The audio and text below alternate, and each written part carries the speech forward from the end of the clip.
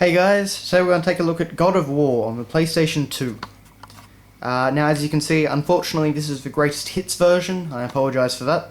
I generally only ever try and buy black labels, but that's what I thought I was getting with this, but I ended up not.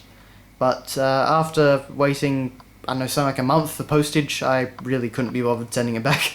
So yeah, this is what we got right now. So anyway, of course we've got Kratos standing here with the Blades of Chaos. All bloodied, and we've got this great shot of, I can't actually remember what city it was it Athens? Or was it, oh maybe it's supposed to be Olympus. Anyway, doesn't really matter, but it's a great, Greek architecture city. So, yeah, of course this is the American version, mature 17+, and, yeah, Sony Entertainment.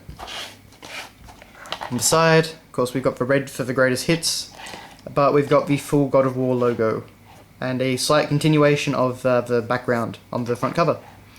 So yeah. Then on the back, of course, you are Kratos, and you will murder the God of War.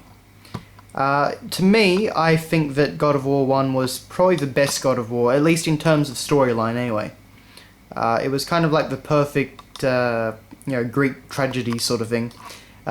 Yeah, because the Greek stories, they were very violent, they were very tragic all the time, so I think they really captured that well.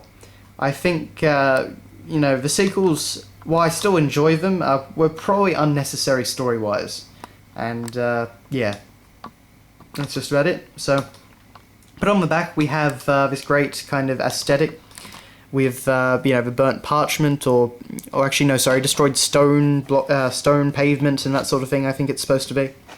It looks great, whatever it is. But of course, one of the most spectacular action titles to grace the PS2 from Yahoo Games. Do they still exist? Anyway, inside we just have a reprint of the front cover. Pretty standard stuff. Of course, we've got the red for the greatest hits. They love to shove that anywhere they can. So that's that. And then we actually get a surprisingly beefy manual. So we've got the great, parchment aesthetic again, looking really nice. It's like God of War is burnt into the parchment. You can see it, everything's burnt around there. We actually get the other side of that over here, so as you can see. And just to say about the soundtrack, that code expired years ago. But it was pretty neat because you could actually download the soundtrack, and it was a fantastic soundtrack. So yeah. Inside though, as you can see, it's a full color manual. Very stylized. As you can see, we've got this great, Greek aesthetic going on, with little, blemishes in the parchment, things like that. Blood spatter or ink spatter. I don't know exactly what it's supposed to be. We've got like this great Greek styling on the table of contents, as you can see right there. Lots of artwork, story details, stuff like that. It's a really, really gorgeous manual, and it's definitely one of the best manuals and packages that you could find on the PS2, I think. I mean, by the time this game was released in 2005, you didn't see much of this at all, and you still really don't see much of this. So some great concept artwork, and the concept art for this game was amazing. You can see we get a map of the world in traditional Greek styling.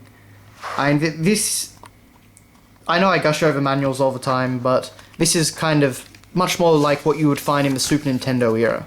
And, it's great to see that they still kept this up as late as 2005. If I remember correctly, the God of War 3 manual was just your standard black and white boring affair, but I don't think the PSP game manuals were that exciting either, but, this stuff is great. So going for all the enemies, relics of the ancient world. It just, manuals don't get much better than this. And then we get this rather interesting blue aesthetic for the credits, as well as some more great artwork.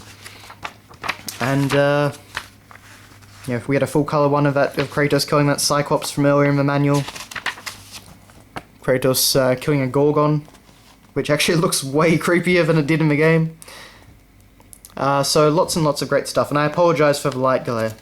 This is definitely one of those manuals that I would say, you know, most people I imagine have God of War, but they may have like the collection on PS3 or not, and I'm not sure if it has all this great stuff. I would probably doubt it. So this is kind of one of those games where it's worth tracking down, you know, just for the manual if you're a collector, just because it's really neat.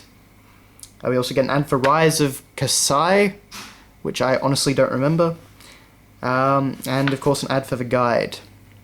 Which you even got a DVD with over 2 hours of behind-the-scenes features, strategies, and more. So that probably would have been a new idea at the time, I imagine. And you don't really see it that much nowadays anyway, so... But anyway, that has been your look at God of War on the PS2. Thanks for watching, guys, and I will see you later.